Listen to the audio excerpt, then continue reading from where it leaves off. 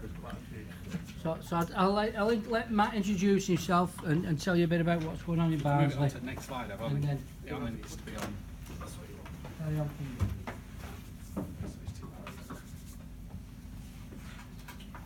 Only got one slide. Okay.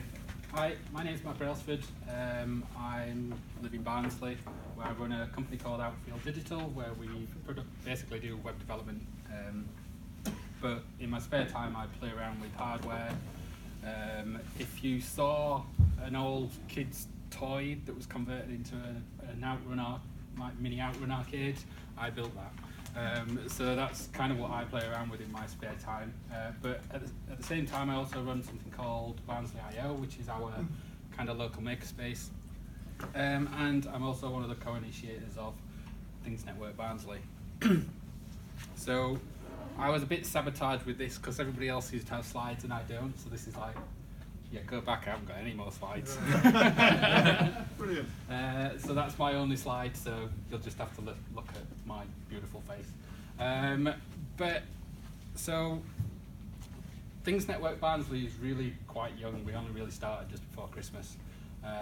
So all I've been really thinking about is what advice can I offer you with like our really limited kind of knowledge at the moment. But I'll start with, so this is me and Barnsley IO and Things Network. So my kind of interest, well, I guess the start of Things Network Barnsley started with Julian and Dave because they came down to Barnsley and did a bit of a presentation. Can't remember when, it was before Christmas, but quite a few months ago. Before Christmas, about a year and a half ago.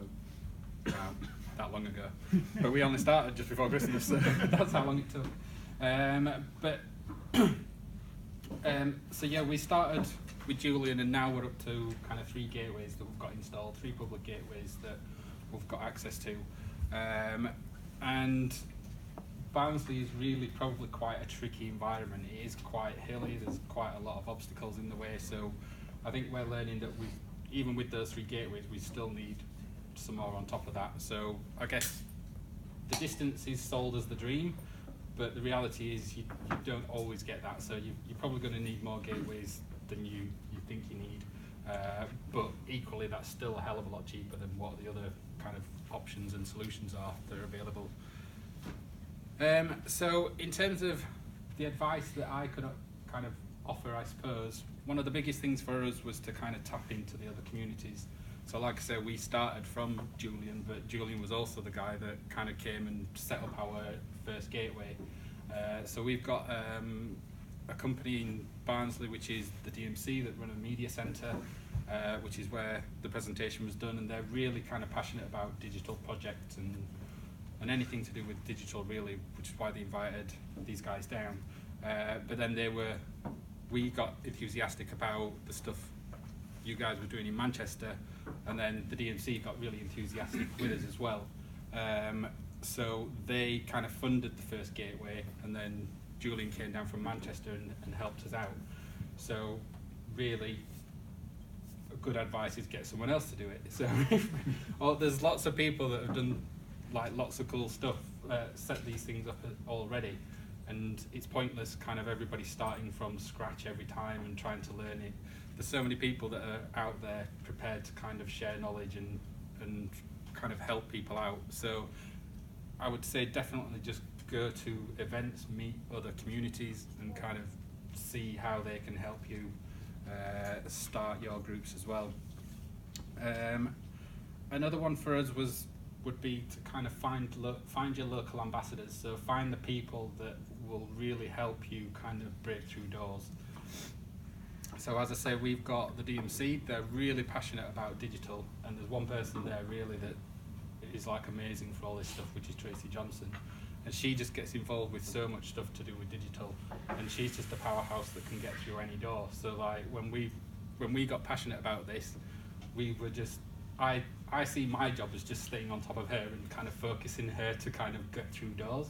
So you can kind of build things up from the ground up and kind of small development communities as well.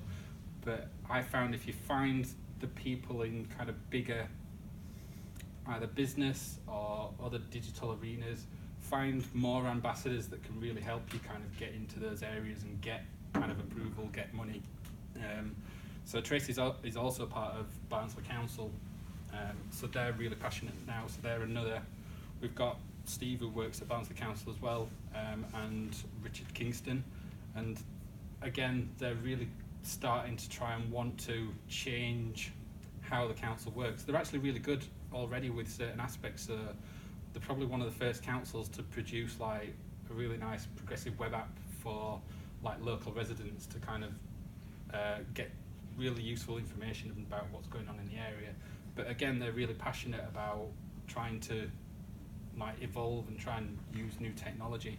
So again, they're another kind of group that we're kind of capitalising on and kind of staying on top of and and using their, well, being on board with them, but focusing their energy and getting results. So they funded a second gateway. They funded a gateway which we're currently waiting to put on the Barnsley Hospital, which is one of the highest points in Barnsley. So we're hoping that'll be like one of the best gateways that we managed to get up. But again, that was done by just finding those ambassadors and kind of getting them focusing their energy and using them to, not using them, but getting them to be aligned with your vision and stuff, and sharing that ethos as well. Obviously there's maker groups, maker spaces. Try and get, if you've got people that are interested in hardware, again it's a really nice one. Barnsley I.O. is it's actually been going a few years now, but we've only got quite a small group. At the end of the day, Barnsley is quite small, so we're not going to like get massive kind of community groups. But the Things Network has actually been a really nice focused aspect of it. So we found with Barnsley I.O. we get a lot of people that don't really know what they want to work on, so they just come along and they have a chat and they do a few little bits. But the Things Network has been really nice that people can focus and they've got a goal in mind. So again, like sharing this story with those people, they could see the ethos behind the Things Network, and it just really aligns with like maker spaces and maker groups. So it's a perfect fit to kind of go in there as well and use their enthusiasm to push it from a development perspective. So then my other bit of advice, I guess, is be persistent. So it's like I say, you don't have to be the technical person. I think you can just be the person that pushes and leads it. So like I say, Tracy at the DMC, she's got so much stuff on her shoulder, but I just see my job as occasionally, just not like banging at the door, but just occasionally checking in just to make sure that it stays on her radar, that things that these things are still interested. We've still got groups behind it. Things can take a little bit of time, especially with councils and stuff like that, but if you've got that persistence and you don't kind of fall off, and just like a lot of groups would, is like you haven't got it done now, then a lot of people might just get bored and kind of walk away and say that they can't do it. But if you can stick it out and you know you want to get it done, then it really doesn't take, well, mentally it can be like keeping it going and keeping the enthusiasm in yourself, but if you can manage that and you can be persistent and kind of push and show support to the people that are your ambassadors, then you can really kind of make stuff happen. And then another one, only a small one, but in the maker community, a friend of mine said, if you want something to work, then buy it. If you want something to learn about, then build it. So again, this is the ethos we kind of took with some of our gateways as well. So I actually started building one of the gateways based upon Patrick's kind of Liverpool one, but then I was starting to do that, and then I came across the Lorix one, which is what we're using on a couple of our gateways now, and they're just brilliant. They're not the most expensive, so they work out roughly about the same, but it's probably not as good in the aspect that you can't remotely manage it quite like you can with the Raspberry Pi based ones.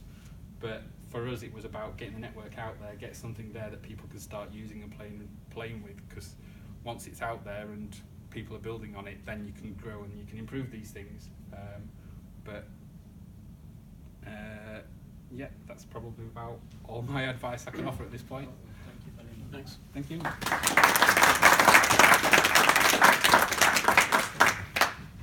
telling this to me. Wow.